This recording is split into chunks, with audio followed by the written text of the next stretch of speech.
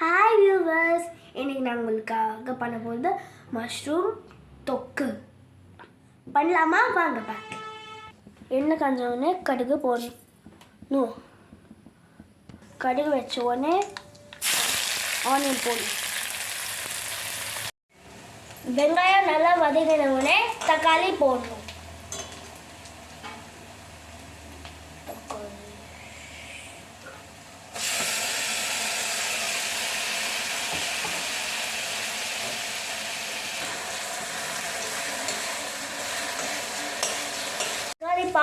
பாதி வதங்கின உடனே உப்பு, மிளகா பொடி, மஞ்சள் பொடி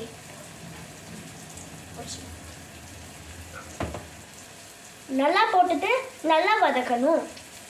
இந்த மாதிரி எண்ணெய் கிழிஞ்சு வந்தவுடனே மஷ்ரூம் போடணும்.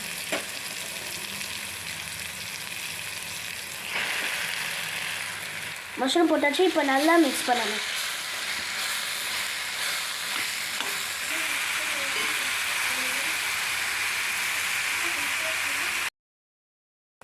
மஷ்ரூம்லேருந்து தண்ணி வதங்கிச்சு.